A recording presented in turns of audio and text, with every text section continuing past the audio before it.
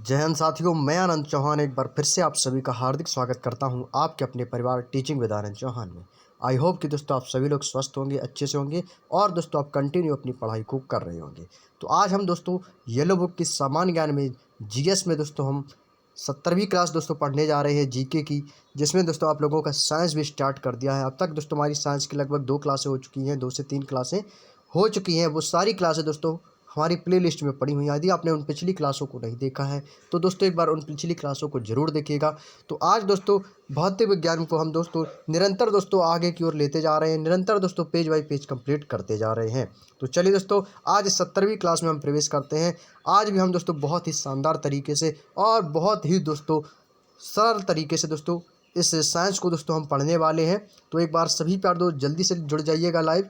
आप लोगों की क्लास दोस्तों स्टार्ट हो चुकी है और जो भी लोग क्लास में अभी तक नहीं आए हैं, एक बार आप सभी प्यार दोस्त वीडियो को जरूर शेयर कर दीजिएगा ताकि वो सभी प्यार दोस्त क्लास में आ जाएं जो दोस्तों अपनी जीके और जीएस को दोस्तों बेहतर और शानदार बनाना चाहते हैं और आगामी प्रतियोगी परीक्षाओं में कुछ अच्छा स्कोर खड़ा करना चाहते हैं। तो एक बार पहले वीडियो को आप शेयर कर दीजिएगा और आपको बता दें कि ये वीडियो दोस्तों आपके सभी प्रतियोगी परीक्षाओं के लिए दोस्तों समान रूप से उपयोगी है। आप किसी भी दोस्तों गवर्नमेंट जॉब की तैयारी कर रहे हैं, आपके सभी एग्जाम के लिए दोस्तों ये बुक जो है और ये वीडियो है ये दोस्तों आपके दोनों के लिए सफिशिएंट रहने वाली है।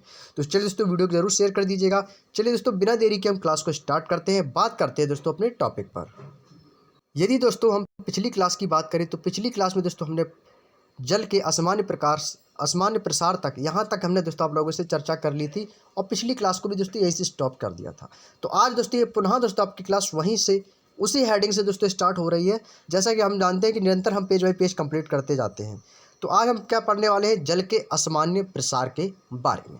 तो चलिए दोस्तों एक बार सभी पर दो जल्दी से थम्स अप कर दीजिएगा। जो भी लोग क्लास में आ चुके हैं एक बार थम्स अप जरूर कर दीजिएगा। आप सभी लोग जो लोग क्लास में आ चुके हैं एक बार थम्स अप कर देंगे सभी प्यारे दोस्त। और आप कॉपी पेन साथ रख के बैठिएगा क्योंकि दोस्तों आपका साइंस स्टार्ट हो चुका है। साइंस में दोस्तों आपको कॉपी पेन रखना अपने पास कंपलसरी रहता है क्योंकि दोस्तों साइंस को जितना आप समझोगे उतना ज़्यादा आप लोगों के लिए लाभदायक रहेगा। साइंस रटने वाली चीज़ नहीं है। अभी तक जितनी भी रटने वाली चीज़ें थी वो हम दोस्तों सभी पढ़ चुके हैं, सभी चैप्टर वाइज कवर कर चुके हैं। अब आपकी दोस्तों रटने वाली चीज़ें सभी समाप्त हो चुकी हैं। अब आपकी समझने की वाली जितनी भी आपकी टॉपिक्स हैं वो दोस्तों आपके स्टार्ट हो चुके हैं। अब आप लोगों को समझना है और कॉपी पेन निरंतर आप अपने पास रखें ताकि आप उनके इंपॉर्टेंट नोट्स बना सकें। पहला पॉइंट आप देख पा रहे होंगे, लिखा है कि जब हम जल को 0 डिग्री सेल्सियस से 4 डिग्री सेल्सियस तक गर्म करते हैं तो जल कैसा हो जाता है दोस्तों, सिकुड़ता है। यानी कि जल का जो आयतन होता है, वॉल्यूम होता है, उसके कमी और घनत्व क्या हो जाते हैं, बढ़ जाते हैं, जिस कारण से दोस्तों जल सिकुड़ने लगता है। और यदि हम दोस्तों इसको अपोजिट जल के टेम्परेचर को 4 डिग्री सेल्सियस पर और अधिक यदि हम गर्म करते हैं तो दोस्तों जो जल का न्यूनतम वॉल्यूम है वो 4 डिग्री सेल्सियस पर ही होता है और इसलिए बर्फ़ का आयतन दोस्तों जल के आयतन से ज़्यादा होता है। सबसे इंपॉर्टेंट बात यह है दोस्तों, अभी तक आप लोगों को समझ में नहीं आया होगा पॉइंट, एक बार मैं फिर से रिपीट कर देता हूँ कि यदि दोस्तों आप जल को 0 डिग्री सेल्सियस से आपने यदि 4 डिग्री सेल्सियस तक गर्म किया तो वो आपका दोस्तों गर्म जो जल है वो आपका दोस्तों सिकुड़ने लगेगा।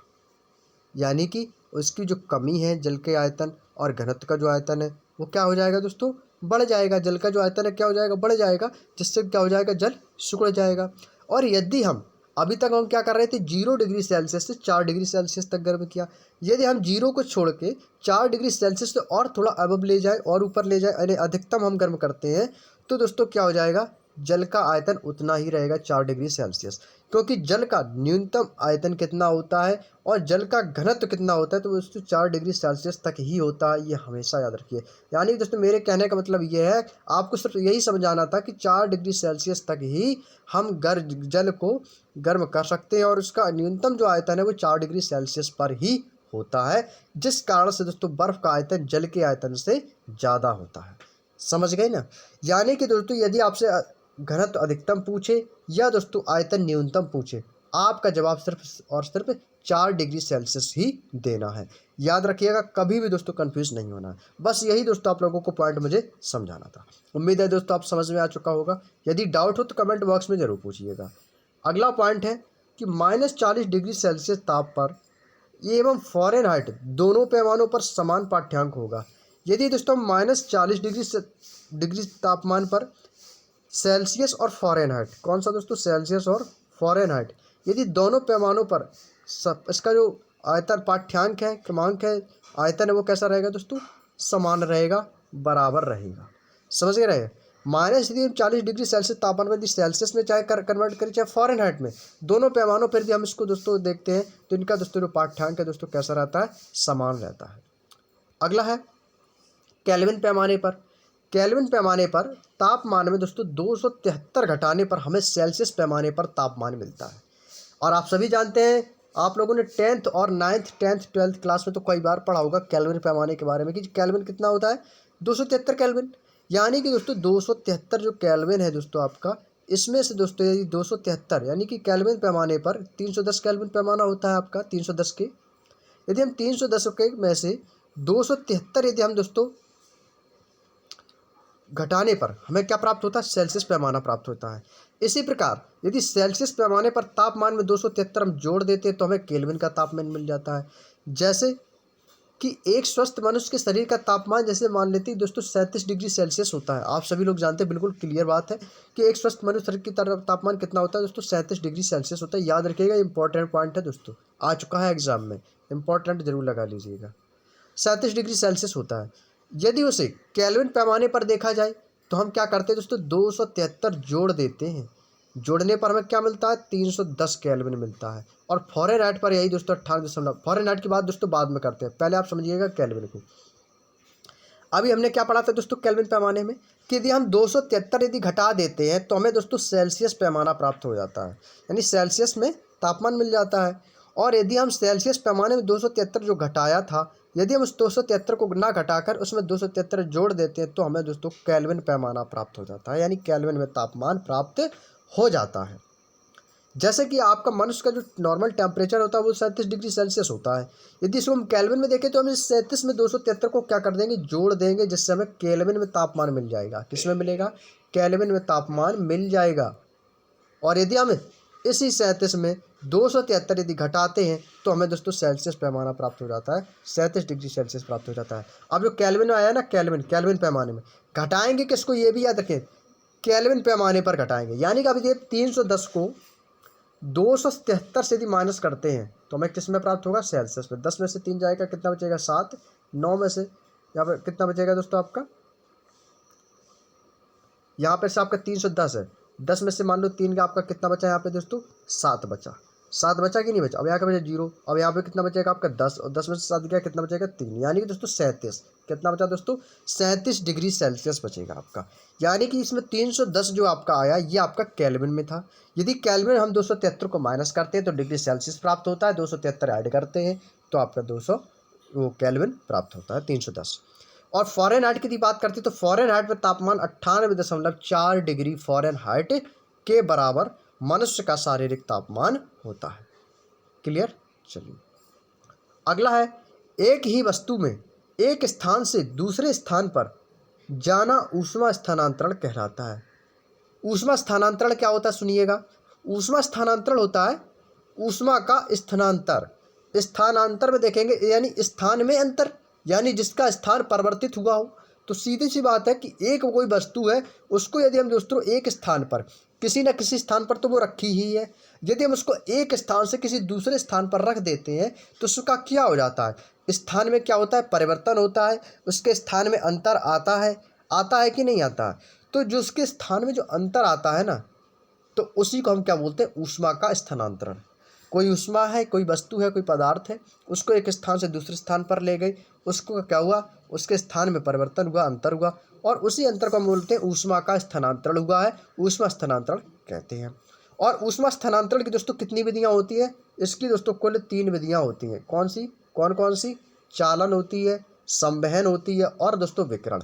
याद रखिएगा, हमेशा एग्जाम में क्वेश्चन पूछा जाता है, इंपॉर्टेंट पॉइंट्स चल रहा है दोस्तों, नोट जरूर कर लीजिएगा कॉपी में, स्क्रीनशॉट लेते चलें। क्वेश्चन एग्जामिनर पूछता कैसे है, क्वेश्चन दोस्तों एग्जामिनर पूछता है कि ऊष्मा स्थानांतरण की कुल कितनी विधियां हैं, 2, 3, 4, 5। तो आपका जवाब हो जाएगा 3।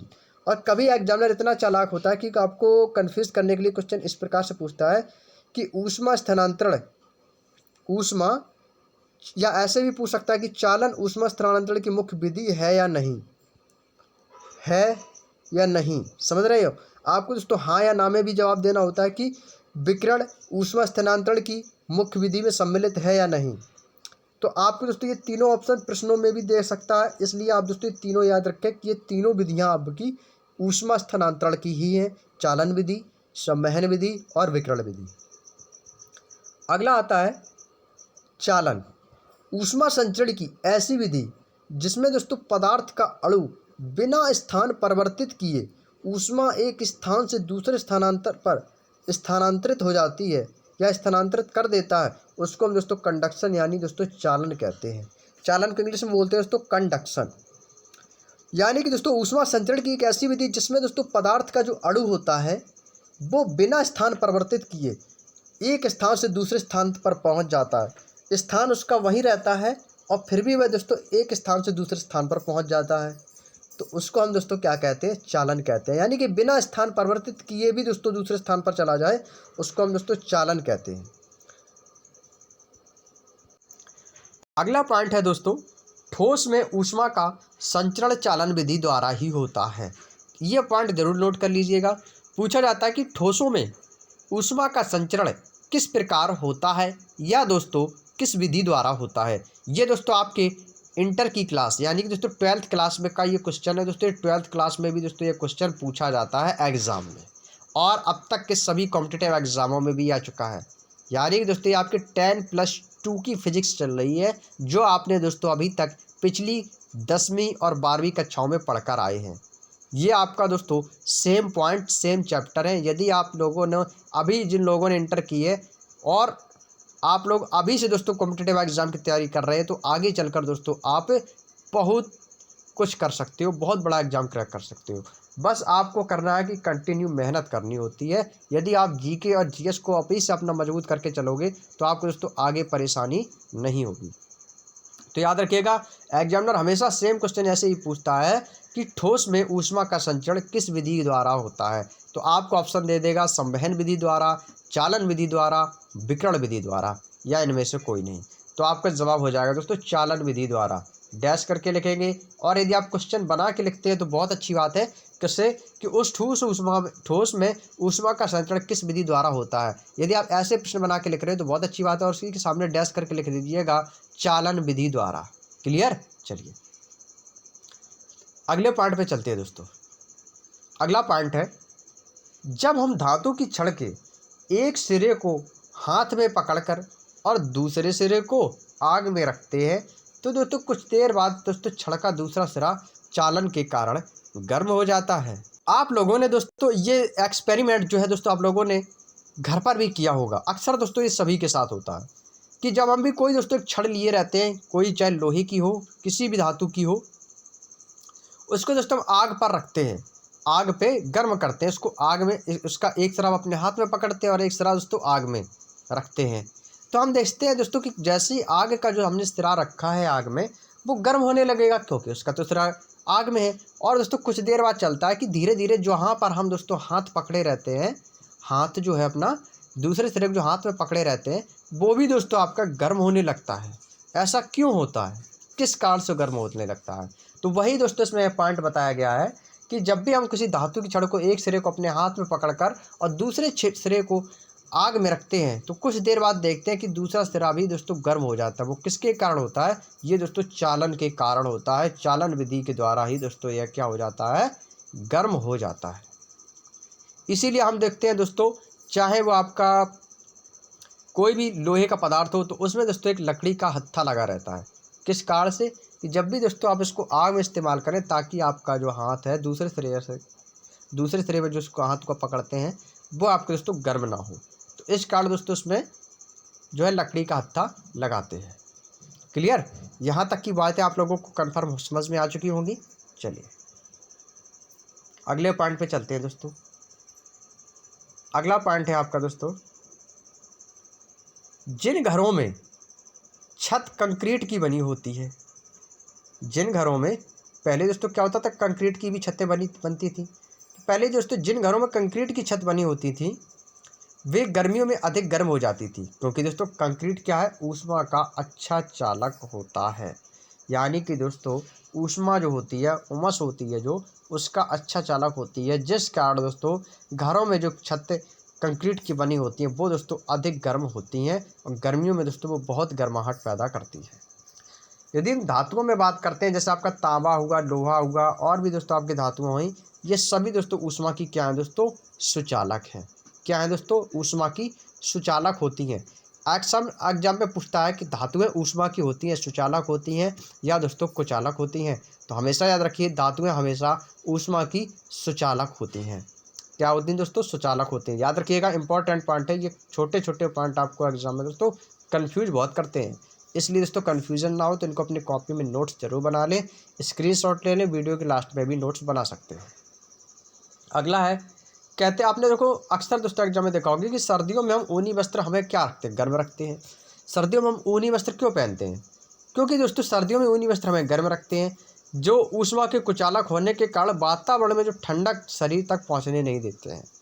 वो ऊष्मा के होते कैसे, देखिए सर्दियों में जो हम वस्त्र पहनते हैं ऊनी वस्त्र, वो सभी दोस्तों आपके ऊष्मा के कुचालक होते हैं। जो चीज़ ऊष्मा की कुचालक होगी वो दोस्तों हमारे अंदर गर्मी या जो है गर्मी बनाए रखेगी और हमारे शरीर में दोस्तों ठंडक नहीं पहुंचने देती है, जो भी चीज़ ऊष्मा की कुचालक होती है। यदि ऊष्मा का सुचालक हो गया तो वो दोस्तों हमारे अंदर जो है गर्मी पैदा कर देती है, अधिक गर्म हो जाती है, जिस कारण दोस्तों हम गर्मी बर्दाश्त नहीं कर पाते हैं, वो ऊष्मा का अच्छा चालक होने की वजह से। यदि ऊष्मा का वो कुचालक है, जैसे कि हम सर्दी में जो भी ऊनी वस्त्र पहनते हैं कि हमें सर्दी कम लगे, इस कारण दोस्तों ये जितने भी आपके सर्दियों के वस्त्र होते हैं ये सभी दोस्तों ऊष्मा के कुचालक होते हैं, जो हमारे शरीर में दोस्तों ठंडक नहीं पहुंचने देते हैं। अगले पॉइंट पे चलते हैं। अगला पॉइंट है दोस्तों, वह यंत्र जो किसी वस्तु का ताप मापता है उसे हम दोस्तों तापमापी कहते हैं। ये तो सभी लोग जानते हैं, जिसको हम थर्मामीटर भी बोलते हैं। कोई भी चीज़ हो जिसको मापते हैं, कोई भी वस्तु हो, कोई भी पदार्थ हो, उसको मापने को हम क्या बोलते हैं, तापमापी तो बोलेंगे। चाहे आप वायु का दाब मापें, चाहे आप समुद्र की गहराई मापें, चाहे मानव शरीर का तापमान मापें, कुछ भी नापते हैं तो वो क्या होता है, आपका तापमापी होता है, जिसको हम दोस्तों थर्मामीटर कहते हैं। ये भी दोस्तों आपके निम्न प्रकार के ताप पैमाने होते हैं। कितने प्रकार के दोस्तों, निम्न प्रकार के होते हैं। जैसे दोस्तों पहला दिया लिक्विड थर्मामीटर, जिसको हम बोलते हैं दोस्तों द्रव तापमापी। क्या बोलते हैं दोस्तों, द्रव तापमापी। पहला पार्ट दोस्तों दिया गया है कि पारा प्रयुक्त करने पर -39 डिग्री सेल्सियस से लेकर 350 डिग्री सेल्सियस तक का ताप मापा जा सकता है। पारा को हम किससे प्रदर्शित करते हैं दोस्तों, आप सभी लोग जानते हैं, आप सभी लोगों ने 10th की क्लास में पढ़ा होगा दोस्तों, Hg। पारा का दोस्तों हम किससे प्रदर्शित करते हैं, Hg होता है ना पारा का। तो पारा प्रयुक्त करने पर हम -39 डिग्री सेल्सियस से यदि हम 350 डिग्री सेल्सियस तक हम दोस्तों ताप को माप सकते हैं, जिसमें दोस्तों पारा की क्वांटिटी मिली होती है। एल्कोहल की बात करते हैं तो एल्कोहल का द्रवणांक निम्न होने के कारण एल्कोहल प्रयुक्त करने पर -115 डिग्री सेल्सियस तक मापा जा सकता है। क्योंकि दोस्तों एल्कोहल में क्या होता है, एक तो उसमें एल्कोहल में वैसे भी दोस्तों एल्कोहल की लिक्विड की जो मात्रा होती है, एसिड होता है एल्कोहल में, उसकी मात्रा तो वैसे भी ज़्यादा होती है, तो उसको मापने के लिए हम कब तक कितना माप सकते हैं, -115 डिग्री सेल्सियस तक माप सकते हैं। अगला आपका दूसरा रहा आपका पारा तापमापी, या हम बोलते हैं इसको डॉक्टर तापमापी यानी क्लिनिकल थर्मामीटर। क्या बोलते हैं दोस्तों, क्लिनिकल थर्मामीटर। इसका प्रयोग कब करते हैं, इसका प्रयोग हम दोस्तों बोलते हैं शरीर के तापमान को मापने के लिए। जब भी हम दोस्तों बीमार पड़ जाते हैं, बुखार आ जाता है, तो हमारे यहाँ पे जो भी डॉक्टर आता है या हम डॉक्टर के पास जाते हैं तो वो क्या करता है दोस्तों, हमें सबसे पहले थर्मामीटर देता है। अब थर्मामीटर तो दोस्तों बहुत से होते हैं, द्रवमापी भी थर्मामीटर होता है और आपका शरीर तापमापी भी थर्मामीटर होता है। अब वो हमें कौन सा थर्मामीटर देगा, तो हमको वो देगा दोस्तों पारा तापमापी, या हम उसको बोलते हैं डॉक्टर तापमापी या क्लिनिकल थर्मामीटर। हमें जो डॉक्टर देता है उसमें वो उसी पारे से, क्योंकि उसमें पारा प्रयुक्त होता है थर्मामीटर में, यदि उसमें जब पारा ना हो तो दोस्तों वो हमें बता नहीं पाएगा कि हमारा बुखार कितने टेम्परेचर है, 100 है, 80, 90, 92, जो भी होता है हमारा टेम्परेचर, वो बिना पारे के हम नहीं बता सकते हैं। वो पारा प्रयुक्त होने की ही वजह से दोस्तों डॉक्टर हमें थर्मामीटर से हमारा तापमान बताता है। पहला अगला पॉइंट है कि पारा तापमापी में न्यूनतम बिंदु दोस्तों फ़ारेनहाइट की बात करते हैं तो 95 डिग्री फ़ारेनहाइट, यदि सेल्सियस में बात करें तो 35 डिग्री सेल्सियस, तथा उच्चतम बिंदु ये आपका मिनिमम था, मिनिमम कितना रहेगा 95 डिग्री फ़ारेनहाइट, और मैक्सिमम में देखा जाए तो 110 फ़ारेनहाइट। और मिनिमम 35 डिग्री सेल्सियस और मैक्सिमम 43 डिग्री सेल्सियस होता है। और यह तापमापी 95 डिग्री फ़ारेनहाइट से 110 डिग्री फ़ारेनहाइट के बीच कार्य करता है। ये 95 डिग्री फ़ारेनहाइट और आपका 110 डिग्री फ़ारेनहाइट तक उच्चतम बिंदु रहता है। ये दोनों पॉइंट याद रखिएगा, फ़ारेनहाइट में भी और डिग्री सेल्सियस में भी 35 से 43, 35 मिनिमम, 43 मैक्सिमम। और यह तापमापी 95 डिग्री फ़ारेनहाइट से 110 डिग्री फ़ारेनहाइट के दोस्तों कैसा होता है, बराबर होता है। ये आपका 95 चाहे मिनिमम हो चाहे 110 मैक्सिमम हो, ये दोनों के बीच बराबर कार्य करता है। अगला आता है, तीसरा पॉइंट है सेल्सियस पैमाना। सेल्सियस पैमाने में हिमांक को 0 डिग्री सेल्सियस व भाप बिंदु को, भाप से आया दोस्तों, आप लोगों को मैंने पिछली क्लास में बताया था कि भाप में कौन सी ऊष्मा होती है, भाप में कौन सी ऊष्मा होती है, आपको मैं कल की ही क्लास में बता चुका हूं दोस्तों। जिन लोगों ने क्लास को देखा वो जरूर बताएंगे। याद रखिएगा कि दोस्तों भाप में कौन सी ऊष्मा होती है, गुप्त ऊष्मा होती है, जो कि अधिक ज्वलनशील होती है। जो भाप होती है उसमें कौन सी ऊष्मा होती है, गुप्त ऊष्मा होती है। अगला पॉइंट है, भाप बिंदु को 100 डिग्री सेल्सियस अंकित किया जाता है तथा इनके बीच की दूरी को 100 बराबर भागों में बांटा जाता है और प्रत्येक भाग को 1 डिग्री सेल्सियस कहते हैं। कितना कहते हैं दोस्तों, 1 डिग्री सेल्सियस कहते हैं। लेकिन इनके जो बीच की दूरी होगी वो हम 100 बराबर भागों में बांटेंगे, लेकिन प्रत्येक भाग 1 डिग्री सेल्सियस उसको हम कहेंगे।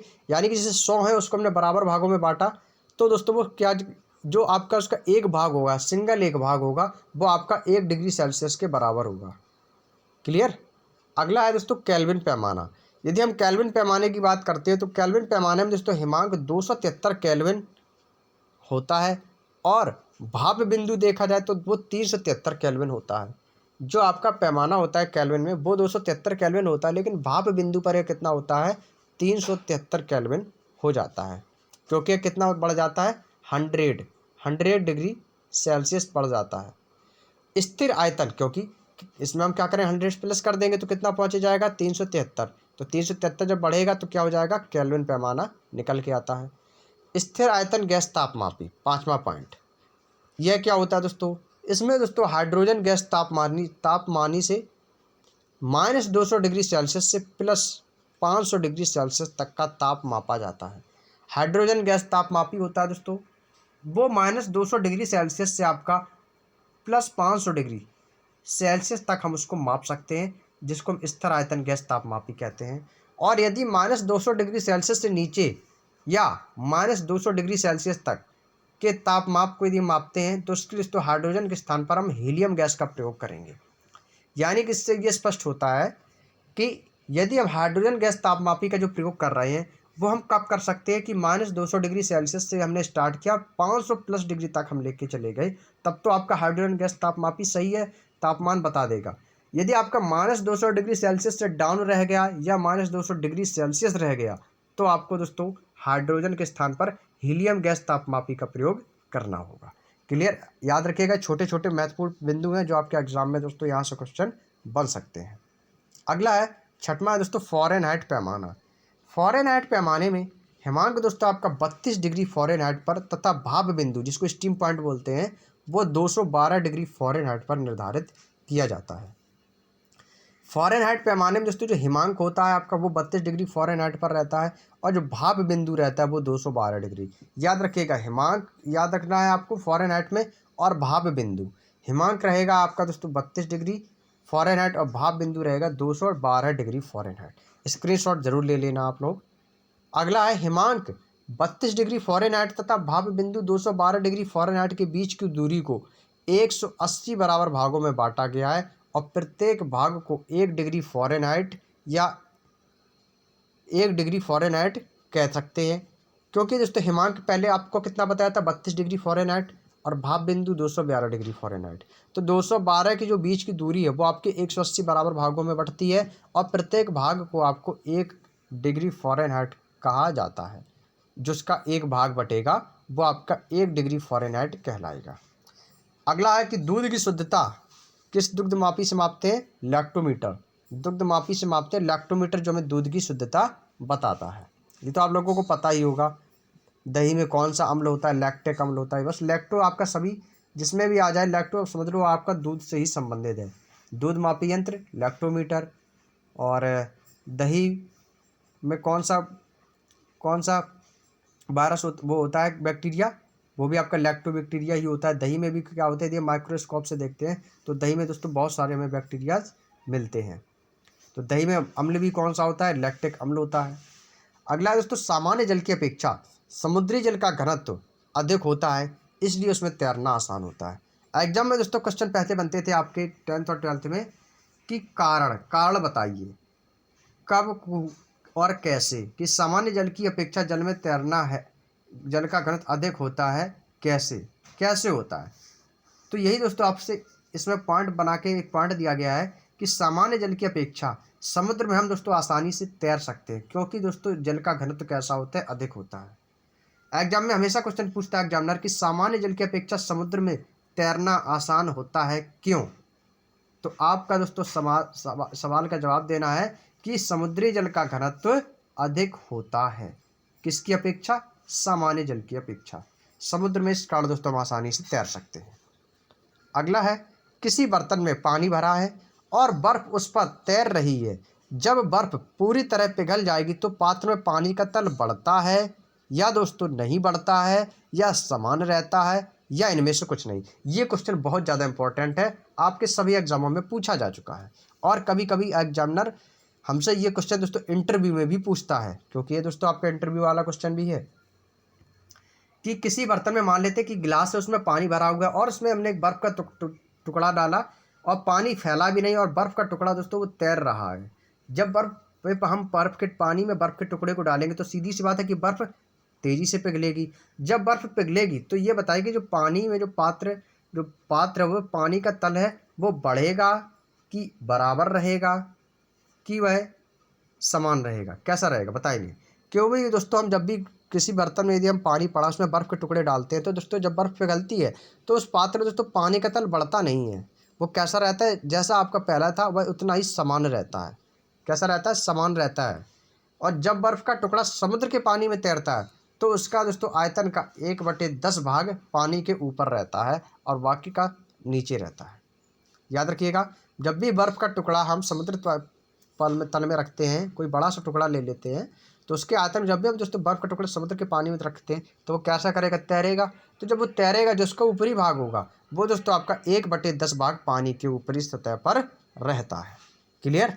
चलिए, उम्मीद है दोस्तों आप लोगों को यहाँ तक की सारी बातें समझ में आ चुकी होंगी। अगला पॉइंट यहाँ से दोस्तों आपका स्टार्ट होता है ऊष्मा के बारे में, जिसको दोस्तों हम बोलते हैं हीट। और इसकी जो चर्चा है वो आप लोगों से कल की क्लास में करेंगे। ऊष्मा के बारे में जानेंगे कि ऊष्मा का स्थानांतरण कैसे होता है, ऊष्मा किसे कहते हैं, और ऊष्मा के बारे में और भी दोस्तों महत्वपूर्ण बिंदु हैं, उनके बारे में हम आप लोगों से चर्चा करेंगे। तो आज की जो क्लास हम यहीं तक रखेंगे, और क्लास कैसी लगी तो कमेंट बॉक्स में ज़रूर बताइएगा। आप कल की क्लास में ज़रूर जुड़िएगा रात 8 बजे, जिसमें हम पढ़ने वाले हैं ऊष्मा के बारे में। यहीं से दोस्तों आपकी क्लास पुनः स्टार्ट कर दी जाएगी। और दोस्तों आप लोगों को यदि वीडियो पसंद आया तो वीडियो अच्छा लगा हो तो प्लीज़ दोस्तों वीडियो को लाइक कीजिएगा, शेयर कीजिएगा। यदि चैनल पर पहली बार विजिट किए हो, पहली बार दोस्तों हमारी क्लास को देख रहे हो, तो आप चैनल को सब्सक्राइब करके बेल आइकन को ऑन जरूर कर लें, ताकि आने वाली वीडियोस का नोटिफिकेशन दोस्तों आपको समय पर मिलता रहे। और दोस्तों मैं आप लोगों के लिए खुशखबरी लेके आया हूँ कि अब आप लोगों के लिए रोजगार विद अंकित भाटी सर की सामान्य ज्ञान की जो आपकी न्यू एडिशन की एक बुक आई है, जो कि आपकी सभी महत्वपूर्ण बहुविकल्पीय प्रश्नों का संकलन उसमें दिया गया है, जिसमें आपको दोस्तों 11,000 प्लस बहुविकल्पीय प्रश्नों का समाकलन है। और उसको हम दोस्तों आप लोगों के समक्ष दोस्तों प्रदर्शित करने वाले हैं, और बहुत जल्द आप लोगों की ये बुक स्टार्ट होने वाली है। इस बुक का PDF आ चुका है और इसके लिए भी आप लोगों के लिए दोस्तों तैयारियां शुरू कर दी गई हैं। इसमें आपने अभी तक रोजगार विद अंकित भाटी सर की येलो बुक, चाहे वो आपकी स्टैटिक जीके की बुक हो, उसमें अभी तक हमने जो भी पढ़ा है उसका रिवीजन हम इस बुक में करने वाले हैं। क्योंकि इस बुक में दोस्तों आपको थ्योरी नहीं मिलेगी, आपको वही चुनिंदा क्वेश्चन मिलेंगे जो कि आपके अभी तक के सभी एग्जामों में आ चुके हैं। जो अभी तक आपके एग्जाम में आ चुके हैं, और हम इसको बहुत ही शानदार तरीके से पढ़ेंगे। और आप लोग इस क्लास को जरूर देखिएगा, मिस मत करना, क्योंकि ये क्लास दोस्तों बहुत ज़्यादा शानदार रहने वाली है। क्योंकि इसमें दोस्तों आपको बहुविकल्पी प्रश्न मिलेंगे, आप लोगों को आंसर कमेंट बॉक्स में देना होगा, लाइव चैट में देना होगा कि किस क्वेश्चन का क्या आंसर है। यदि आप लोग हमारी निरंतर थ्योरी क्लासेस को देख रहे हैं, थ्योरी क्लासों को आप कंटिन्यू देख रहे हो, आप येलो बुक को आप कंटिन्यू शुरू से जुड़े हो, येलो बुक को देख रहे हो, स्टैटिक जीके की क्लासें आपकी हमारी पढ़ रहे हो, तो यह दोस्तों यदि आपने इन पुस्तक को, यदि आपके सामने ये बहुविकल्पी प्रश्न आएंगे तो आप आसानी से दोस्तों इनके आंसर को कर सकते हो। क्योंकि इसमें पुस्तक में दोस्तों आपको 11,000 प्लस बहुविकल्पी प्रश्न दिए गए हैं, जो कि आपके सभी प्रतियोगी परीक्षाओं के लिए समान रूप से उपयोगी है। अब आप लोगों के लिए बुक भी जल्दी स्टार्ट करने वाले हैं, और इसमें आपको चैप्टर वाइज क्लासें मिलेंगी। जैसे कि आपका पहला चैप्टर मान लिया कि प्रमुख वाद्य यंत्र एवं वादक है, तो प्रमुख वाद्य यंत्र एवं वादक में अभी तक हमने आप लोगों से जो येलो बुक हुआ, आपका स्टैटिक जीके हुआ, उसमें हम थ्योरी वाइज पढ़ रहे थे, उनके बारे में पढ़ रहे थे कि तबला के वाद्य यंत्र के वादक कौन कौन है,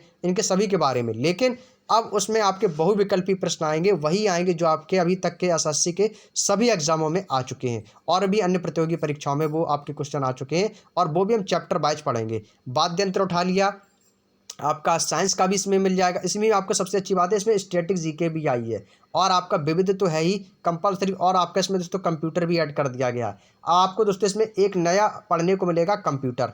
अब कंप्यूटर में आप लोगों को इसमें बहुविकल्पी टाइप में पढ़ने को मिलेगा। इतिहास हम कंप्लीट कर चुके हैं, भूगोल भी कंप्लीट कर चुके हैं, राज्य व्यवस्था हो चुकी है, अर्थव्यवस्था, पर्यावरण, खेल और टेक्निकल कृषि, यानी कि आपको इसमें कुछ चुनिंदा नए चैप्टर भी देखने को मिलेंगे, नए प्रश्न भी मिलेंगे। और अभी तक हमने जो भी पढ़ा है वह सारा दोस्तों आपको बहुविकल्पी ऑप्शनल वाइज क्वेश्चन आपको इस बुक में देखने को मिलेगा। और ये कब स्टार्ट होगी? बहुत जल्द स्टार्ट होगी, आपके पास नोटिफिकेशन पहुंच जाएगा दोस्तों। केवल बस आप चैनल को सब्सक्राइब करके रख लीजिएगा, बेल आइकन को ऑन रख लीजिएगा, नोटिफिकेशन जब भी स्पीक वाली वीडियो आएगी आपके पास नोटिफिकेशन पहुंच जाएगा।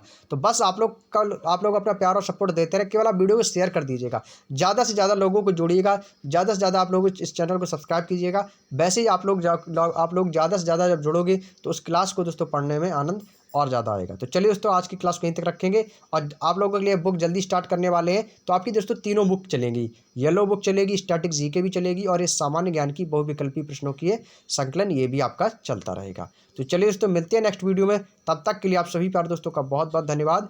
जय हिंद, जय भारत।